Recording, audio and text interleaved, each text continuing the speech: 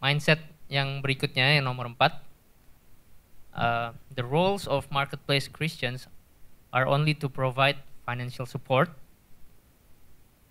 and to volunteer in church activities. Ya, ini ya, traditionally ya, ini mungkin jalan pikiran kita seperti ini gitu ya. Dan juga the role of Christian-owned business is to provide financial support to the church gitu ya. Jadi mungkin ini sangat true, it's very true, especially kalau di Indonesia. Jemaat itu ya roles mereka dalam gereja adalah lewat financial support dan juga untuk volunteer aja gitu kalau hari minggu gitu ya. And beyond that there is nothing gitu ya. But the new mindset that we need to adopt is that my work itself is a ministry. Seperti yang kita sudah belajar tadi, your work is a mission ground in itself. And you are a missionary to your industry, your profession, your company, and your colleagues. And that's why it's actually very important to have relationships with your friends at work ya.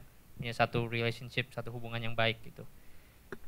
Maksudnya I'm not saying that it's not necessary to provide financial support untuk gereja dan untuk pelayanan, untuk misi gitu ya. Itu sesuatu yang memang sangat-sangat penting yang kita harus lakukan gitu. Tapi what I mean is buat kita orang-orang yang dalam marketplace nggak cuma kita terpanggil untuk memberikan financial support, tapi our own work and our own business is a mission ground in itself gitu ya.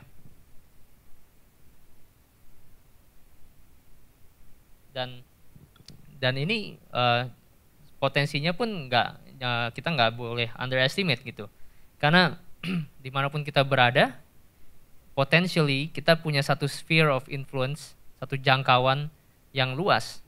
Misalnya saya ambil contoh our brother Raymond ya, misalnya dia bekerja sebagai IT consultant, mungkin dia bekerja setiap hari dengan 5 orang rekannya, tapi mungkin di company-nya sendiri ada 50 orang lainnya lagi gitu. Tapi nggak berhenti cuma sampai di sana. Mungkin dia juga interaksi dengan clients, dengan tiap-tiap klien mungkin employees-nya yang berbeda-beda, dia interaksi dengan banyak orang. Dia juga mungkin juga berinteraksi dengan vendor-vendor, dia mungkin berinteraksi dengan mungkin end users of the products gitu. I'm not very sure, I'm not really familiar with what he does, tapi my point is dalam setiap pekerjaan kita, saudara punya satu sphere of influence yang luas gitu ya, yang bukan cuma belasan orang, tapi pasti berpuluhan orang, mungkin ratusan orang gitu. Dan bahkan kalau saudara mungkin sudah lama dan sudah senior di company saudara misalnya, mungkin sphere of influence saudara mungkin udah ratusan atau bahkan ribuan orang bisa jadi gitu ya. Satu contoh ya saudara, untuk misalnya ada satu bisnis, orang ini namanya Dennis Doyle. He is CEO of Welsh Companies. It's a full service commercial real estate. Jadi mereka manage office buildings gitu di Minneapolis, St. Louis, dan Chicago. Jadi pertama-tama mereka berpikir bahwa tujuan Tuhan untuk company mereka ini adalah untuk provide financial support untuk gereja-gereja di kota-kota mereka berada gitu ya. Kemudian pada suatu hari, pastor daripada Dennis Doyle ini berkata, "Hey Dennis, coba kamu find out, coba kamu temukan sebetulnya apa maksud Tuhan, apa tujuan Tuhan untuk perusahaan kamu." Kemudian Dennis dan istrinya berdoa, dan mereka mendengar panggilan Tuhan bahwa Tuhan memanggil mereka untuk menjadi pastor buat pegawai-pegawai mereka. Dan karena itu mereka mulai berdoa untuk spiritual needs dan juga untuk kebutuhan sehari-hari, hal-hal yang dibutuhkan oleh pegawai-pegawai perusahaan mereka. Dan Dennis ini sangat terkejut gitu ya, sangat surprise bahwa Tuhan tuh punya satu interest yang sangat serius gitu ya. That God is very interested in his company and his company really matters in God's eyes gitu.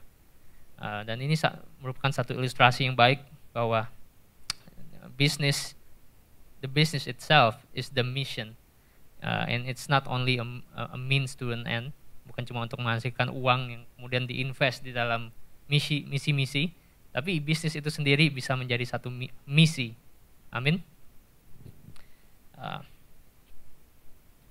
Juga pikirkan ya saudara, kalau misalnya saudara di sini mungkin ada yang baru bekerja setahun 2 tahun, tapi jangan kecil hati dan jangan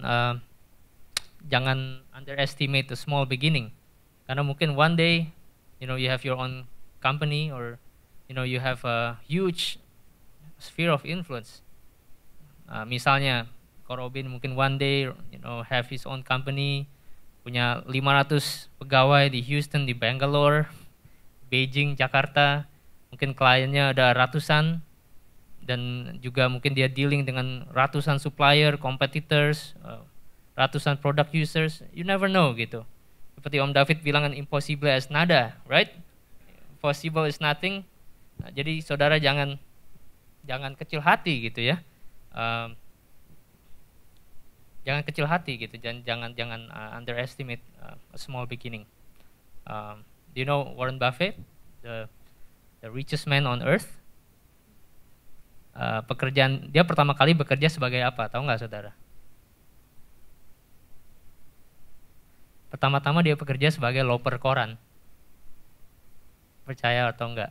Dia dulu pertama-tama nganterin koran, tapi ya dia masih kecil. Dia mungkin kayak SMP gitu. Dan but it's a very small beginning gitu. Dan kemudian dia pelan-pelan, dia faithful with what he does, dan he grew big gitu ya. So next, I want you to go back to your question sheet.